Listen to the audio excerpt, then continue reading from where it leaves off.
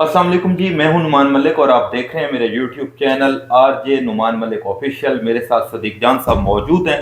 سر، ایک چھوٹا سا سوال ہے، یہ بتائیں کہ اتنا کچھ ہو گیا ہے تحریک انصاف کے ساتھ، تحریک انصاف کے جو ایم این اے اور ایم پی ایز ہیں یہ کیوں خاموش ہے؟ کیا ڈرے ہوئے ہیں یا کمپرومائز ہیں؟ دیکھیں، تحریک انصاف اس وقت بڑے شدید اندرونی کرائسس کا شکار ہے۔ جو خبریں کچھ باہر آتی ہیں زیادہ باہر نہیں آتی، اور اس کی وجہ یہ ہے کہ تحریک انصاف کے اندر نا گروپنگ بہت زیادہ ہے، اندرونی لڑائی بہت زیادہ ہے۔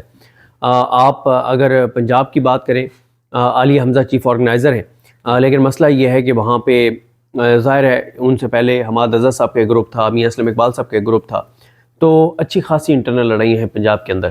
آپ بات کریں کے پی، اچھا کے پی میں ظاہر ہے بہت سے ایم پی ایز جو ہیں وہ اس چکر میں ہے کہ ہمیں وزارت دی جائے۔ جب تک ان کو وزارت نہیں ملتی تو وہ بھی اس طرح سے فرنٹ فٹ پہ نہیں ہے۔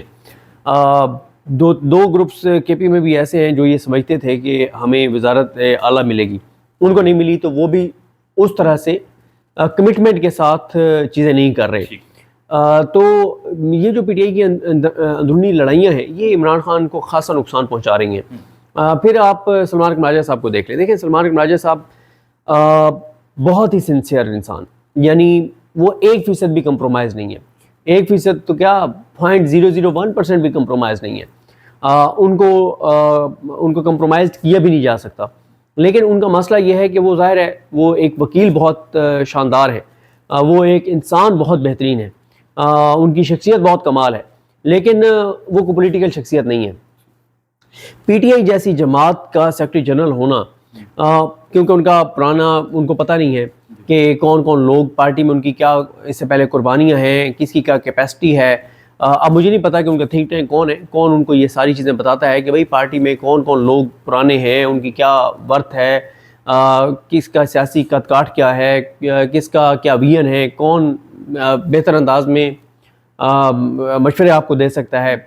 ایک چیز جو میں نے دیکھی ہے جس کا تحریک انصاف کو بہت نقصان ہو رہا ہے، اور وہ یہ ہے کہ دیکھیں، میں نے آپ کو بتا تو چکا ہوں کہ سلمان اکرم راجہ صاحب بہت ہی شاندار انسان ہیں اور سنسیئر ہیں، لیکن مجھے جو سب سے بڑا تحریک انصاف میں ایک کرائسس نظر آتا ہے وہ ہے کہ ان کا ایز اے سیکرٹری جنرل اپنی اتھارٹی کا استعمال نہ کرنا۔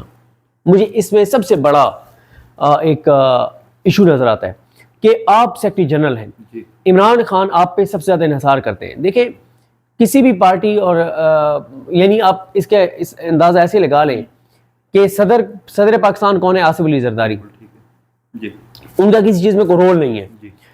اور وزیر اعظم ہے شہباز شریف، وزیر اعظم کو ہوتا ہے یہ اصل چیزیں چلانے والا ہوتا ہے۔ پارٹی میں بھی اس وقت دیکھیں جو پارٹی چیئرمین ہے نا، ان کو تو آپ ایک سمبولک ہی سمجھیں، ان کو عمران خان نے صرف کاغذی کارروائی کو فل کرنے کے لیے ایک رکھا ہوا ہے۔ اصل جس پہ عمران خان صاحب ڈیپینڈنٹ ہیں بہت زیادہ، وہ سلمان اکرم راجہ صاحب ہیں۔ سلمان اکرم راجہ صاحب اپنی اتھارٹی ایکسرسائز نہیں کرتے۔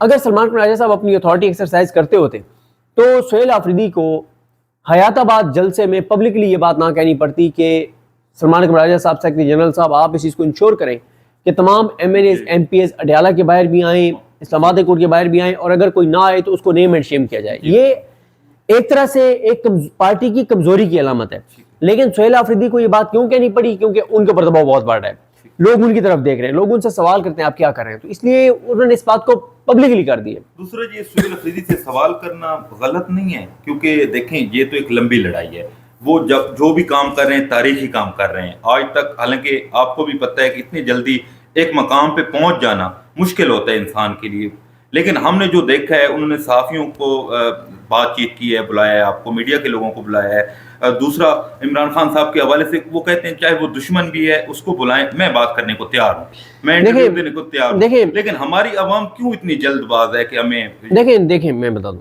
لوگوں کا نا، اصل میں ٹھیک ہے سہیل آفریدی اب آئے ہیں، جسے کہتے ہیں جمعہ 8 دن ہوئے آئے ہیں، 8 ہفتے ہوئے آئے ہوئے، لیکن بات یہ ہے کہ عمران خان کی ناحق قید کو تو 2 سال سے زیادہ ہو گئے ہیں نا۔ ظاہر ہے عمران خان کے جو فالوورز ہیں، عمران خان کے جو چاہنے والے ہیں، وہ ظاہر ہے یہ تکلیف محسوس کرتے ہیں کہ عمران خان کو 2 سال سے زیادہ ناحق قید وہ ہو گئے، پھر خبریں بھی بڑی تشویشناک آتی ہیں، تو اس لیے وہ یہ چاہتے ہیں کہ سہیل آفریدی کوئی اس طرح کا اگریسو ایک چیز کریں کہ عمران خان کی رہائی ممکن ہو، ٹھیک ہے۔ لیکن دیکھیں لوگوں کو یہ بات پتہ ہونی چاہیے، کئی بار ہم بتا چکے ہیں، بار بار بتائیں گے کہ عمران خان صاحب نے کال دینے کا اختیار سہیل آفریدی صاحب کو نہیں دیا. عمران خان صاحب نے کال دینے کا اختیار تحریک تحفظ پاکستان کو دیا. پھر آپ ایک چیز دیکھیں, کل نورین نیازی صاحبہ نے ایک انٹرویو دیا, شاید ANI کو دیا, جس میں انہوں نے کہا کہ عمران خان نے اسلام آباد آنے سے روکا ہے کہ یہ گولیاں ماریں گے, بچوں کی جانیں جائیں گی. یہ عمران خان کی بہن کہہ رہی ہیں. تو پھر سہیل آفریدی سے آپ یہ نہیں کہہ سکتے کہ آپ نے کال کیوں نہیں دی. دیکھیں میں آپ کو یہ بھی آپ کے انٹرویوز میں بھی باقی انٹرویوز میں کئی بار کہہ چکا ہوں کہ سہیل آفریدی ایسا نہیں ہے کہ کال نہیں دینا چاہتے, لیکن انہیں پتہ ہے کہ اس کال کے نتیجے میں جانے جا سکتی, اور وہ یہ بوجھ اپنے کندھوں پہ نہیں اٹھانا چاہتے جانو جانے والا. ٹھیک ہے, وہ اس لیے چاہتے کہ عمران خان ان کو کہہ دیں کہ جی میں نے آپ کو اختیار دیتا ہوں, آپ کال دیں, اس کے جو بھی کنسیکوینسز ہوں گے کوئی مسئلہ نہیں ہے. اس وقت تک پریکٹیکل بات یہ ہے کہ عمران خان صاحب نے علامہ راجہ ناصر عباس صاحب, محمود حنان جگدیش صاحب کو اختیار دیا ہوا ہے, اور وہ بھی ایسا نہیں ہے کہ وہ کوئی اس لیے کال نہیں دے رہے کہ وہ کمپرومائزڈ ہیں, وہ اس لیے کال نہیں دے رہے کہ وہ بھی یہ سمجھتے ہیں کہ ابھی مومنٹم اور بڑھانے کی ضرورت ہے. یہ نظام بہت طاقتور ہے, یہ نظام بہت طاقتور ہے. وہ یہ سمجھتے ہیں کہ نظام بہت طاقتور ہے اور اس سے ڈبل طاقت کے ساتھ آئیں گے تو پھر ہی کامیاب ہونا ہے. اس کے علاوہ اور ایک ایسے وقت میں جب آپ لوگ جو ہے پاکستان کے لوگوں کو یہ ریئلائزیشن ہو کہ یار یہ مسئلہ سہیل آفریدی یا عمران خان کا نہیں ہے, یہ مسئلہ پاکستان کا ہے. دوسرا صدیق بھائی, آپ نے یہ ابھی ایک بات کی انٹرویو کے حوالے سے, نورین صاحبہ نے انٹرویو دیا ہے, کیا یہ ٹھیک ہے جو کر رہے ہیں انڈین چینلز کو انٹرویو دینا, کیا سمجھتے ہیں اس چیز؟ دیکھیں مسئلہ یہ ہے کہ پاکستانی چینلز میں سے کسی چینل کی اوقات نہیں ہے کہ وہ عمران خان کی بہنوں کا بیان چلا سکے, ان کے انٹرویو لے سکے, ان کی پریس کانفرنس چلا سکے. تو پھر وہ تو ظاہر ہے اگر کہیں سے بھی ان کے بھائی کے لیے دباؤ بڑھے گا اور کوئی بات ہوگی تو وہ جائیں گی ان چینلز کے اوپر.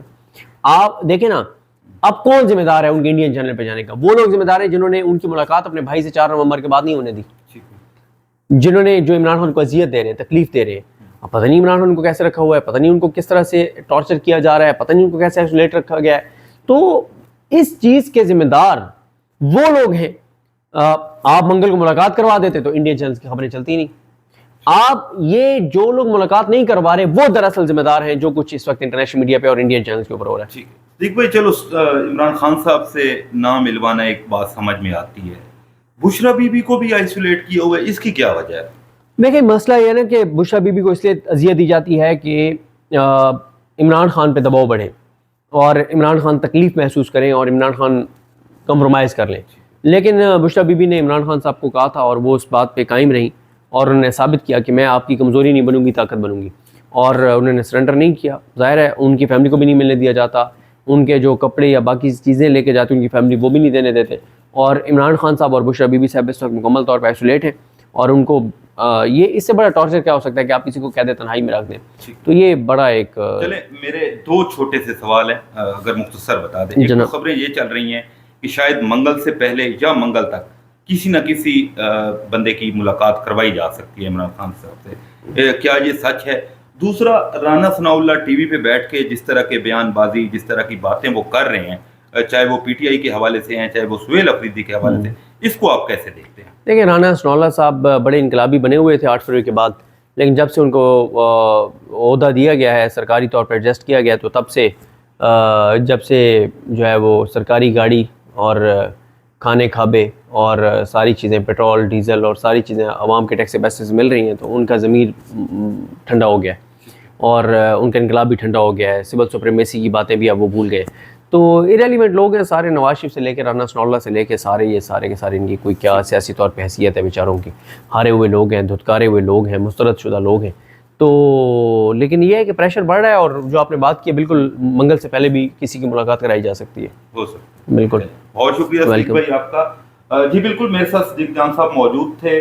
آپ کا کوئی بھی سوال ہو, کچھ بھی آپ کہنا چاہتے ہیں تو آپ کامنٹ کر سکتے ہیں.